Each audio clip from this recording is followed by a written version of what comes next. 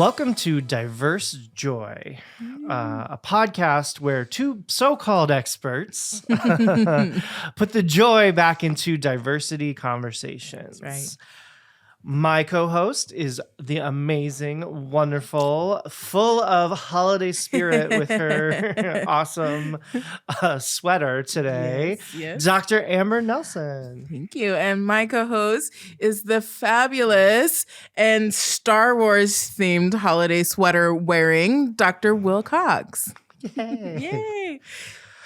So, Amber, what is bringing you joy this holiday season? Oh my gosh. It is holiday season. So last time I was talking about my sweaters. It is definitely sweater weather and I've got all my sweaters out. But one of my favorite things to do at this time of year is watch all of the amazing holiday movies. Ooh. Like Amazing or terrible? I'm amazing, just like my sweaters are festive and not ugly. They are amazing movies and not terrible. Like all of the awesome, like Lifetime, ABC, like all of those like made for TV movies. So what other people would traditionally call terrible? Maybe other people would define them as terrible, and they're all exactly the same.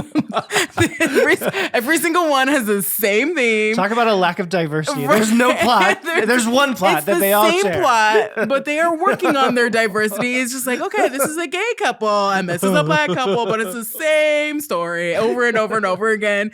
And I love it. I don't care. I don't care. No, it's great. It I brings don't you care joy. that it's completely predictable. It's the same thing over and over again. It makes me happy, and I love doing my movie marathons and doing all of the fun holiday movies. Last year, did you see the Lindsay Lohan Of Falling course, for Christmas? Of course I saw the Lindsay Lohan one.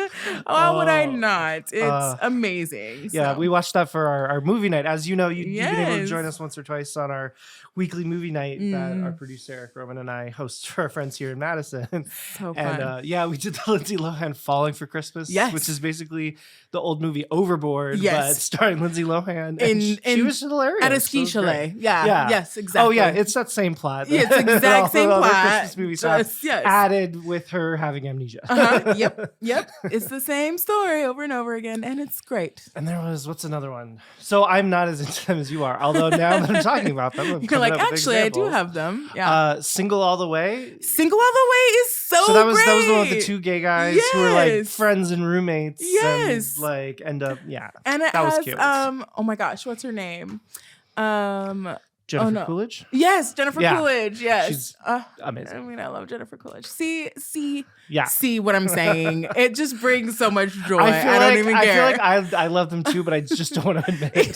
See, you just have to embrace it. Embrace the camp, embrace the cheese, and just like lean all the way in. All right, So, all right. Christmas movies. Those Okay. are that's definitely mine. How about you? Well, mine actually relates to movies, although it's not the kind of happy Christmas movies that you're talking about. We have a tradition with our friends here in Madison. Every year we do what we call Krampus and Crafts. Oh. So there's the kind of comedy horror Christmas movie, Right. Krampus, starring Toni Collette. Okay. I I didn't know I had Toni Collette in it. Yeah, she's the mom of the family. Adam Scott. I was Adam Scott's in it too? Adam Scott's the father of the family. Okay. I was struggling to remember his name, and Yeah. our wonderful producer could telepathically tell that I wanted to say it because I love him too. Adam Scott and Toni Collette are the parents of the family, and they're both hilarious. So where's the nog? I need to get Mary. It's in the kitchen. Help yourself. Oh, I'm sorry. That's okay. Lord Almighty. Looks like Martha Stewart threw up in here. And basically, Krampus is their family's fighting, and they've lost Right. the Christmas spirit. So Krampus comes to teach them a lesson, and all the like Christmas iconography comes to life. So Right. the angel at the top of the tree turns into this really scary puppet. Oh gosh. Gingerbread men come to life and are attacking people, and and like it's so corny, so much fun. But we watch it every year with our That's group of friends. amazing. And do crafts. So one year we, had a bunch of paper and did, where you cut out snowflakes. snowflakes. Yeah. One year we made wreaths. So, they give you a fun. frame that's like a big donut and you hot glue Yeah. ornaments on it to make a big wreath. Sometimes our Did you friends say bring, hot glue donuts on it? sorry, it's like a metal donut. So it's a wreath gotcha. shape. Okay, got it. And then Okay. you hot glue ornaments. I was like, Fine, wait, it's a wreath I'm sorry. shape. Wait, Sorry. what? Where does donuts fit into this? Maybe I'm hungry. We'll get some donuts on the break. There we go. But and we made these cool wreaths, and sometimes so our friend Jack, who you've met, who's lots of Mm-hmm. fun, he has been knitting one scarf for at least 5 years. Oh, wow. And I think we've done Krampus and Crafts for 5 years, but And he was knitting he's even just before adding- that. adding Every to the year it's scarf. like he gets 2 Yes. lines on the I love scarf while we it. watch the movie. And then we always pair it with some second horror comedy Christmassy movie. So Okay. I always look forward to that every That's year so around this time. fun. So I've never seen Krampus, so maybe I will attempt. I get scared very easily, and so I have not attempted to watch that yet. But I don't if think it's a it's- comedy horror, Yeah. maybe I can handle it. I don't think Maybe. there's nothing that'll really give you nightmares. I don't think it's silly enough. As long as it's got a comedic edge, I can usually handle it. But Like the characters in the movie are scared, but I don't Mhm. think even if you were watching it alone in the dark at Right. home, I don't think there's anything in it that is Like, serious enough to scare you. all right, Again, all right, it's fair enough. the Christmas angel from the top of the tree. Right. Okay. Like- Okay. Fair enough. Yeah. But yeah. That's so fun. What a great tradition. I love that. I love you. that. Yeah. You were going to take the lead on our main topic today. Yeah. So there's some common terms that exist kind of out in the broader realm of DEI trainings, or as we like to call it, Jedi work. Mm-hmm. So cultural humility and cultural responsiveness. They're kind of buzz terms that I hear get tossed out a lot. Yeah. Do you want to talk a little bit about what are those? For sure. Why are they important? And I'll listen and learn, and also maybe share some of my own reflections as I hear what you have to say. For sure. Well, I think before we even get to cultural humility and cultural responsiveness is starting with cultural competence, right? Like cultural competence is the term that we hear most often. And it's one that still is around in the zeitgeist in a lot of those trainings that we've talked about, the ones that maybe are not as great, Yeah. tend to lean more into cultural competence. And the idea of cultural competence is saying, here is the minimum standard of what you need to know. And once you have that, then you're good, right? But sometimes it's like, so last month when we were talking with Sandy off the air, they shared Yeah. a story of cultural competence, which is if it's people from this country, talk to Right. them this way. Exactly. And saying Exactly. all people are going to be like this, basically Right. teaching them more stereotypes. Exactly. Yes. Here's how you work with Asian people. Here's how you work with African Americans. Here's how you work with. Exactly. And so it's very much reinforcing stereotypes. It tells you if you know this much, then you're good. You've met competency and you don't have to learn anymore. At least that's what is communicated. Yeah. Whether or not that's the intent, that's kind of That's what's what people hear communicated, from and it. that's what they hear from it. And that Exactly. relates to why we talk about ourselves as so-called experts, Right. because it's the idea that you're never reaching the point where you're done. Mm-hmm. Right. Like maybe you're doing well and keeping things going, but there's always Right. other stuff to learn. Exactly. And part of it is about having the skills to be open to learning more things and Right. recognizing that what you know isn't going to cover everything in every situation with Absolutely. all the diverse people in the world. Right. Which really is what cultural humility is, right? So good. right. Which is basically what cultural humility is saying, and from a clinical perspective, is saying you are the expert of your experience, your life experience, your culture. And I am going to sit in a space of humility or being humble and saying like, there's always more to learn. I am not going to be the expert of your experience, even as a clinical psychologist, right? Like I can sit in that space and say, even though you're coming to me as the expert, as the person or the professional to work with you, you know your life better than I ever could. You know your cultural experience better than I ever could. And we talked a little bit before about, folks are not a monolith, right? So even if there is specific information about cultures that we should know, like if you're interacting with a Black person, maybe like don't use the N-word, right? Like that's something that we should know. Yeah. And not to like sit so far back that you pretend you don't know things about certain cultures, but to say like, here's some general knowledge that I have about certain cultures. How much of that fits for you? How much of it doesn't fit for you, right? This person is the expert of their experience and how much they're tied to their culture and not, right?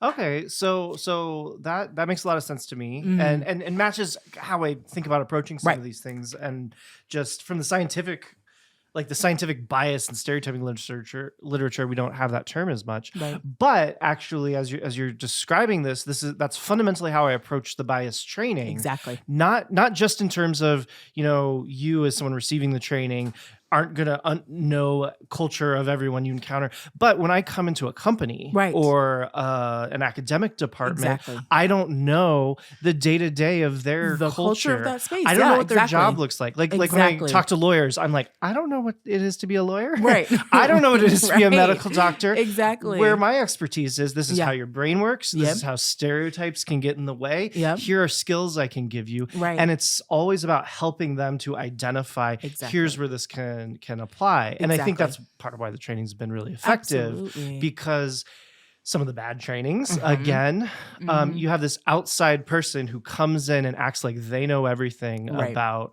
financial planning or whatever the target organization is.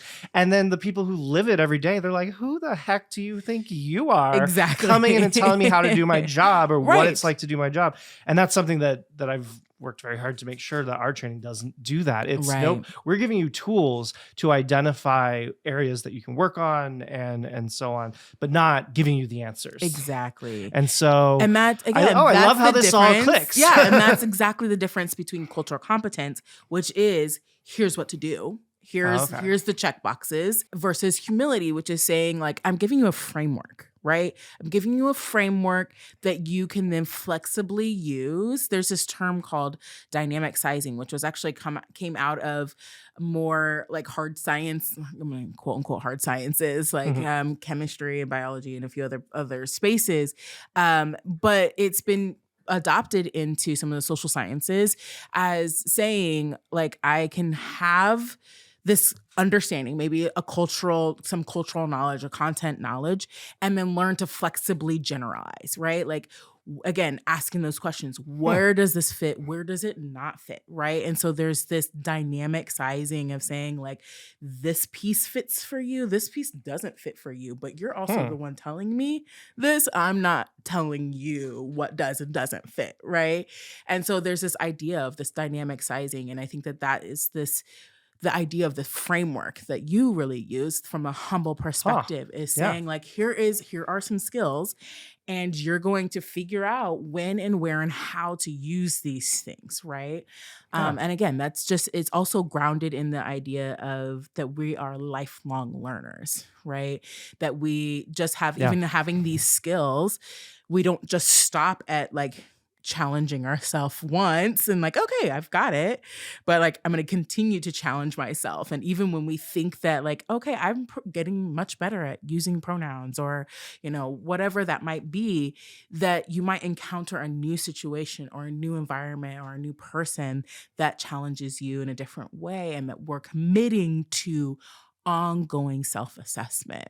And as you practice that over time, as we like to say, practice makes progress. Exactly. And it gets easier over time. Absolutely. It's sometimes when people hear some of what we talk about of ongoing learning and Right. it's never done, they start feeling overwhelmed and they're just so I just got to watch my back all the time. No, It's right. always going to be work. Like Yeah. this sounds terrible. Yeah. And it's like, actually, no, it really gets easier. Yeah. You get some foundational things in place. Absolutely. And while you're continuing to, I'm now going to use this term more often, have this cultural humility. Yeah. It's just recognizing, hey, I don't know everything. Right, Which exactly. we would all do well to learn in most angles of our life. 100%. And I think it's also giving yourself the grace to know that, like, again, that you're not perfect and you're never going to be perfect, right? And so it's committing to an imperfect process and just recognizing I'm going to make mistakes.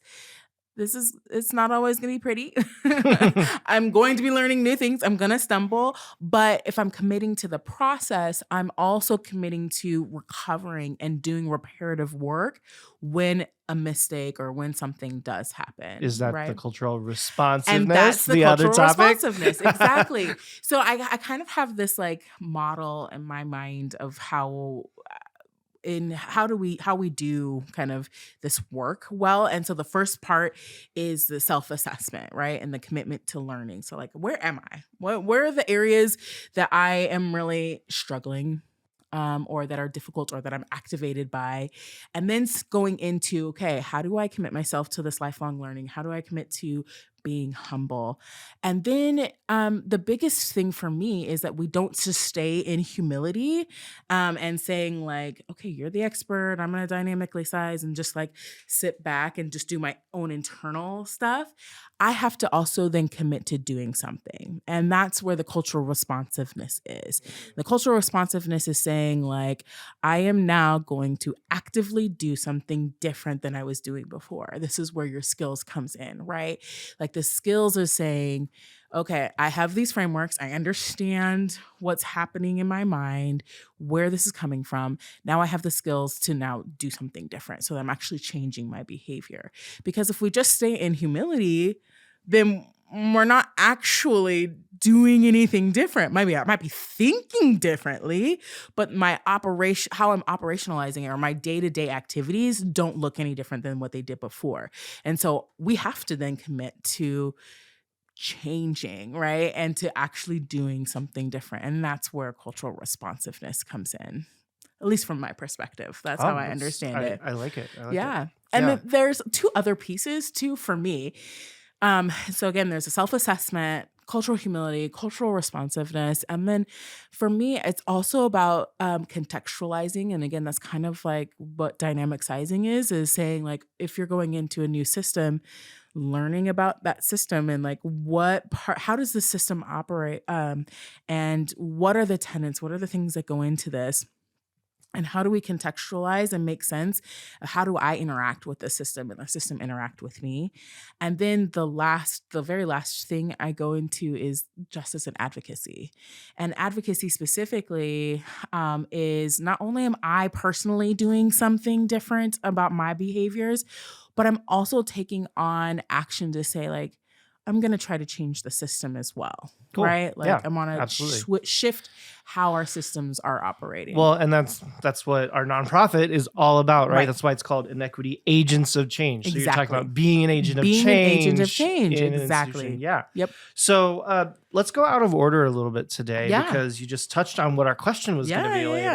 later. So this question is a little bit for me, and I don't want to be too facetious. Like I know the academic answer to this question. Right. But I am bringing it forward as a question because I think it would be good to hear you talk about it. Yeah. Because I love your perspective and approach and expertise on things, Yes, even yes. even though we want to have the cultural humility to Right. know that we're never true finished experts. Finished experts. Yes, exactly. But so the question, so we've talked, we love our fun joke and not joke of saying we do Jedi work. And I'm wearing a Jedi Christmas Yes, or you holiday are, sweater, yeah. so also on theme. It's on theme. Right.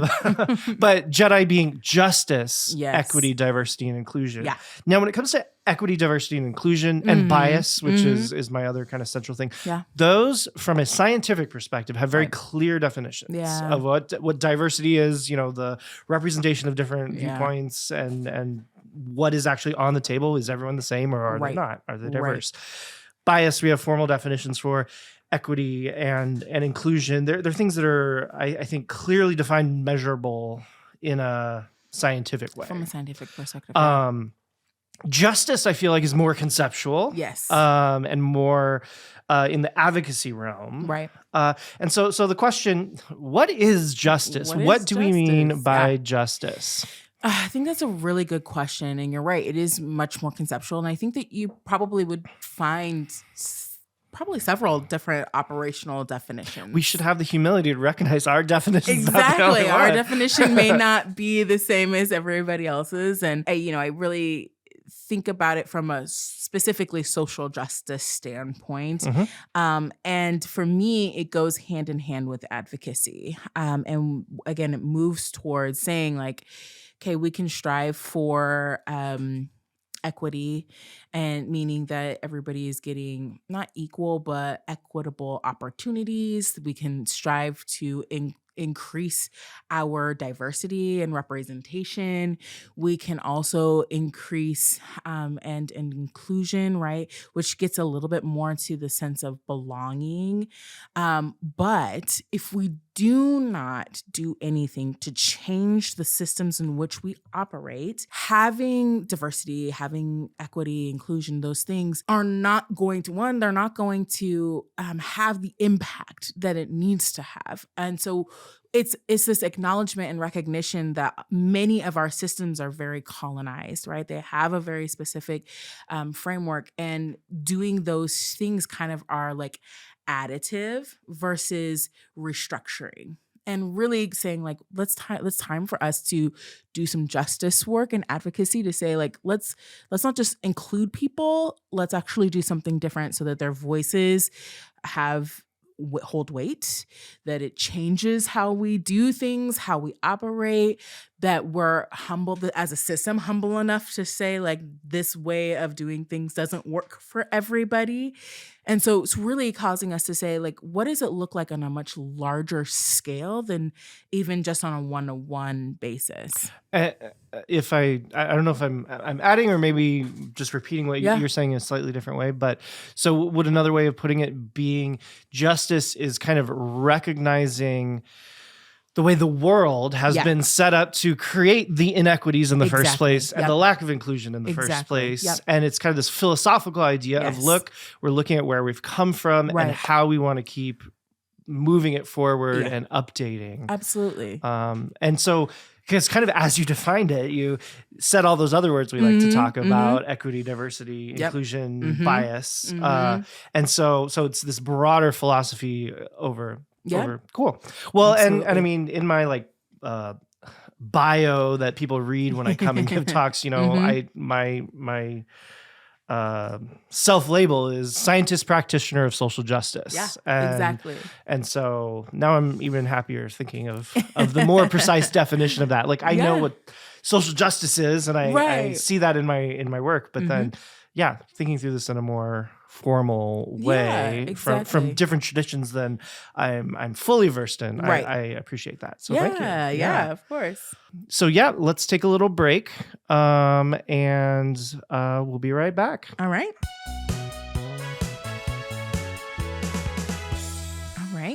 Well, welcome back from our break. So normally we would be doing story time, but we're gonna kind of switch things up a little bit today because we're gonna go into our skill, and it sounds like you've got a couple of stories that really exemplify what you're talking about. So we're just Yeah. gonna kind of mix the two together and kind of embed them. Yeah. So why don't you tell us what our skill is and what we're talking about today? Awesome. Well, today our skill, it's one of those tools that you can work on to apply to keep helping reduce the likelihood of bias in your judgments and behaviors and so on. And this tool is called Considering Situational Explanations for Behavior.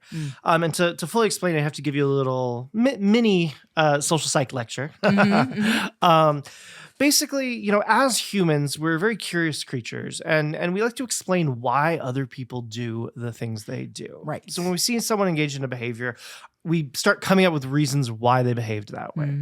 So, for instance, in a school kind of context, let's say there's a student and he fails a test. Right. Why did he fail the test? Well, we're going to come up with ideas like, well, he's probably not very smart. Right. Probably didn't study. That's why people fail tests, right? Because Right. they're not smart. They're not very smart. Yeah. But actually, if we step back, we can think of aspects of the situation rather than the person. Right. The aspects of the situation that might have influenced the behavior. Yeah. So, if he's a college student, maybe he had a roommate who was playing music till late in the night, so he didn't get Right. enough sleep, couldn't Right. concentrate on the test. Maybe he had a family member who was really sick and maybe passing away, and he Right. was really distracted by that, and Right. that's why he failed the test.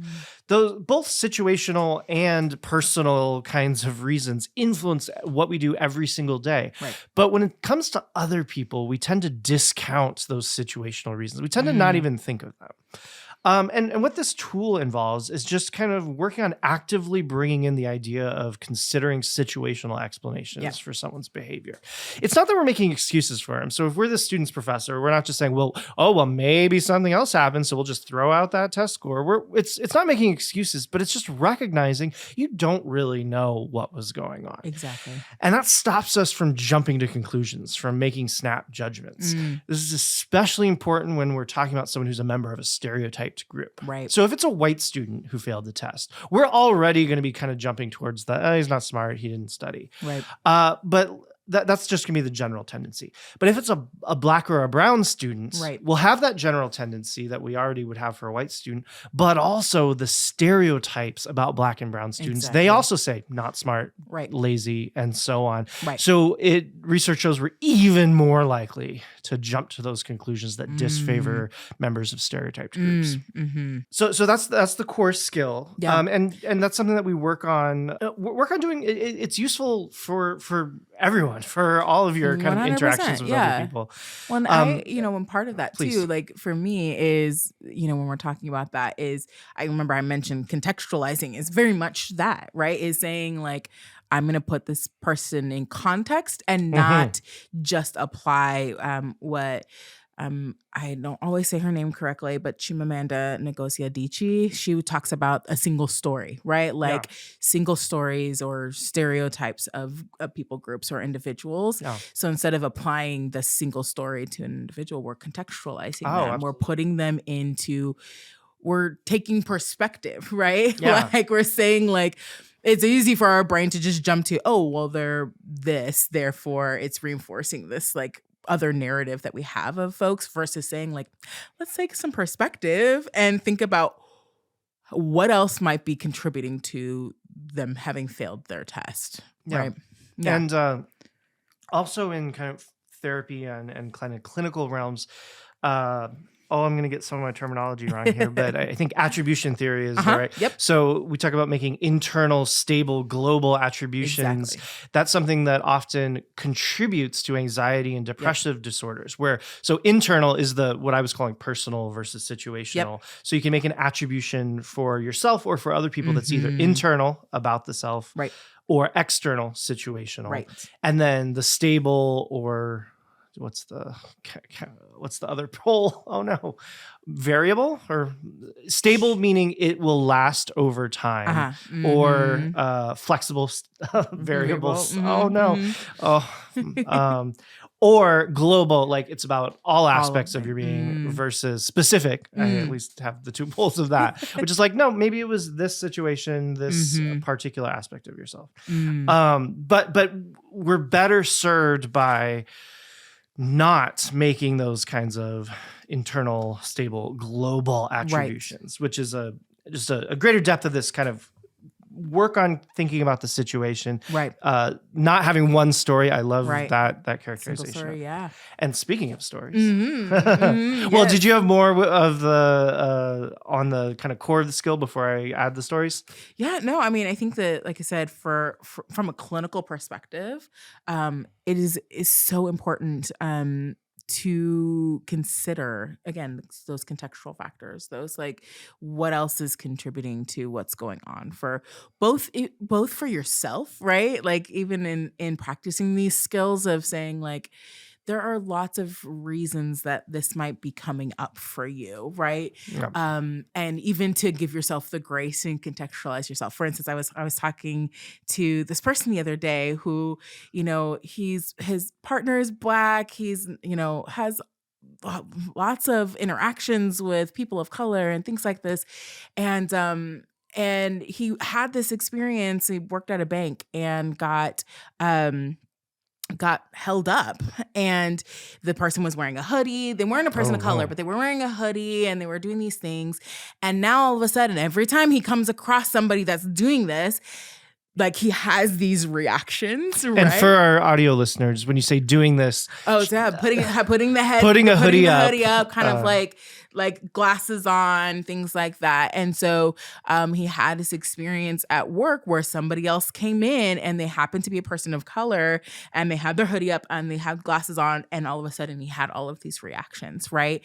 And so somebody else called him out on it and they're like, "You're just being racist." And he was like, I didn't think I was racist. Da, da, da. And I was like, but we have to contextualize, right? Like yes, this person was a person of color. Yes, I can see all of these factors as to why somebody else might be perceiving that, and it might be operationalizing this way, but we have to contextualize that you were also just held up by somebody who was wearing their hood and was wearing glasses, and so that had all of these other things all these that were visual impacting cues all these other visual cues that wasn't actually about the person's skin color, but all of these other behavioral attributions that then now made you respond in a way that you never would have, right? And so there's a piece of giving yourself grace and understanding what is contributing to your behavior in that moment. Oh, awesome. Thank you. Wrapping the core part of the skill, and then I'll get to these stories which actually tie into the skill.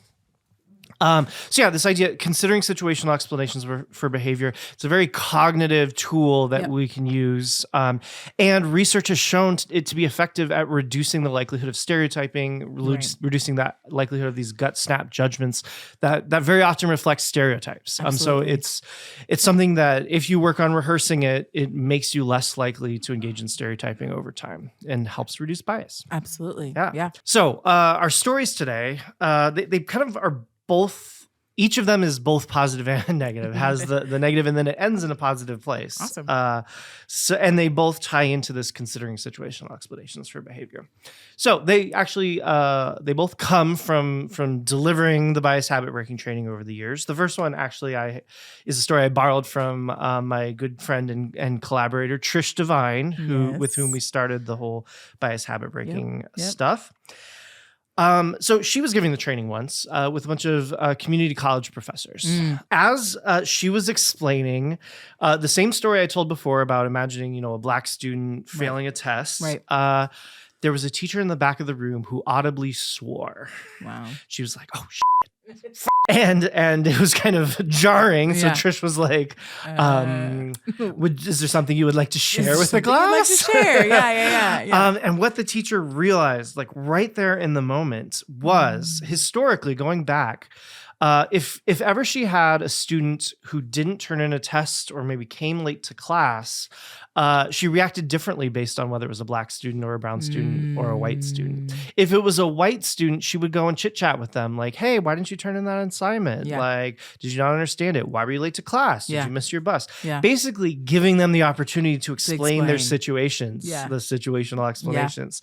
And if it was her Black or brown students, she jumped to that conclusion. Like, nope, they don't care. They're not invested.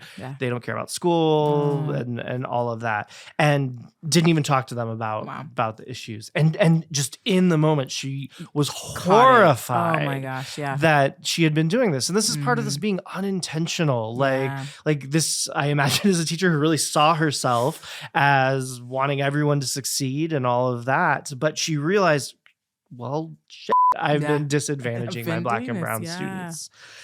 And so from that day forward, I am pretty sure that she started applying this tool and being very intentional about that. Asking about the situation, making sure that she did that. Regardless of who it is. Yeah. So that's the first story. That's huge. Yeah. One other came from me delivering this training sometime last year, and it was over Zoom.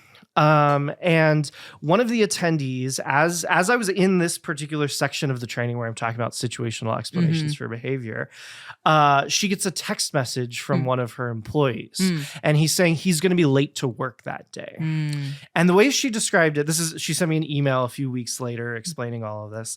She was like, as soon as I saw that text, I started getting hot under the collar. I just started getting so irritated. I was mad at this guy. I was like, he doesn't respect me. He doesn't take his job seriously. And and getting all aggravated. Meanwhile, I'm saying, like, think about aspects of the situation. Don't jump to conclusions. You don't know. And she was, the way she describes it, she was like, your voice kind of got through my angry fog. Just hear Will's voice seeping in. And she was like, well, okay, let me do this. Why might he be late to work today? Maybe his car broke down and he had to get that handled and get his car off the road and then figure out how to get here by bus, and that was going to make him late. Maybe his childcare fell through and he had to get someone to watch his kids so that he could come to work, and that was just going to take some time to figure all that out, and that's why he would be late to work. And she described it. She was like, she had been saying she was hot under the collar. She said, I physically felt myself cooling off, having more compassion for what could be going on, and so on.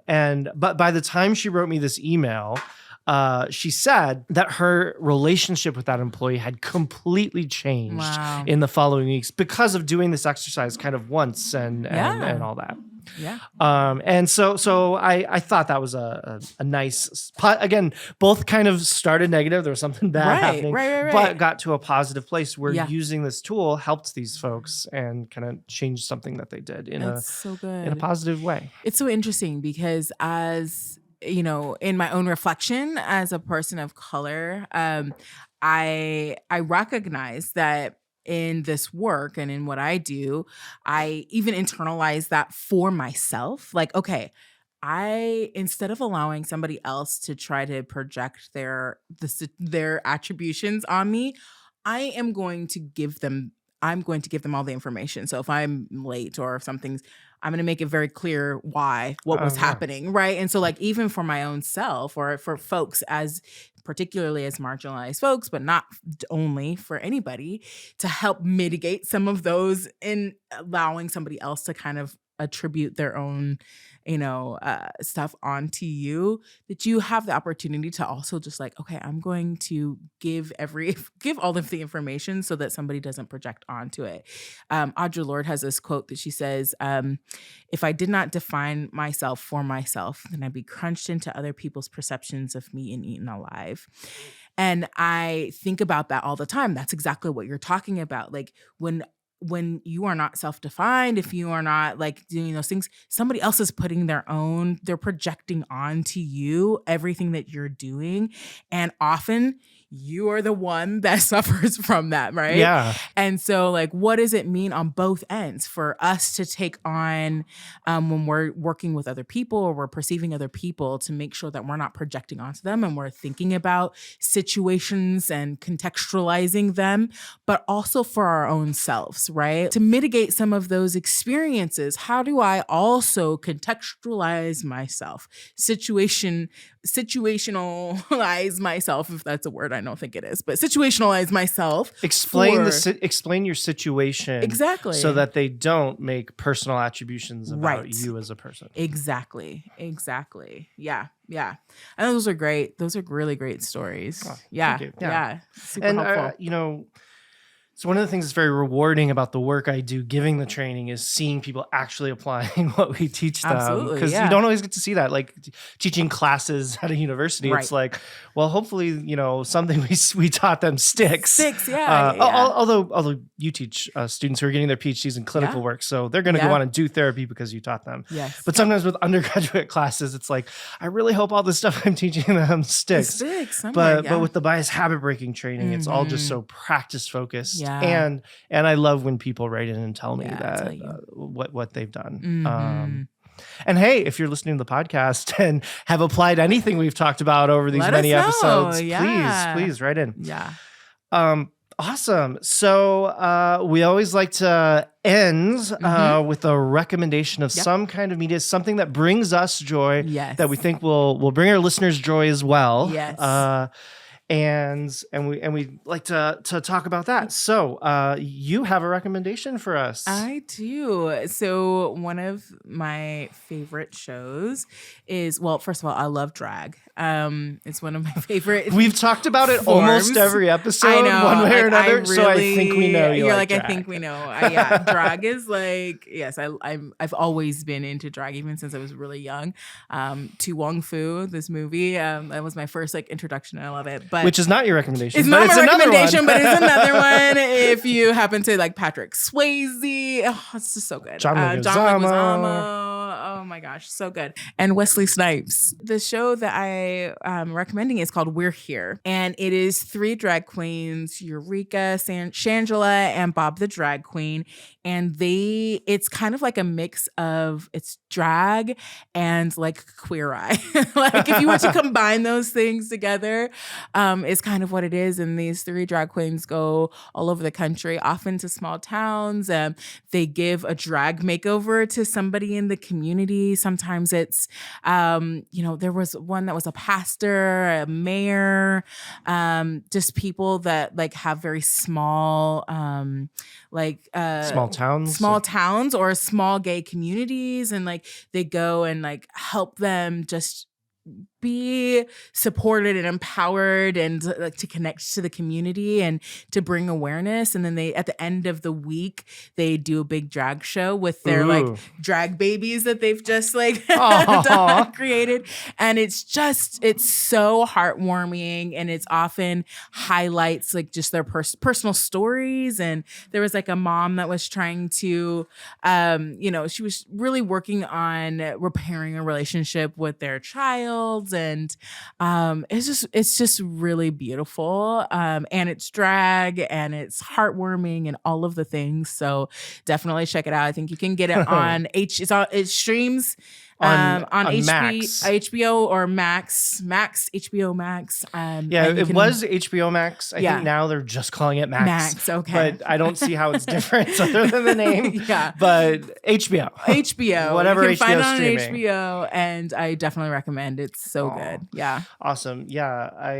I think in the very first episode when we were defining this idea of diverse joy, we brought up drag queens as an example because of these that's right. attacks and laws against drag queens. Right. When really it's just such the definition. It's purely for fun. It's purely for joy. For entertainment, for joy, for sometimes for subverting social norms or for something. Sure. There I don't want to minimize it, but it's such a absolutely. joyful thing, which is why it's silly that some people get up in arms about it. Absolutely. Yeah.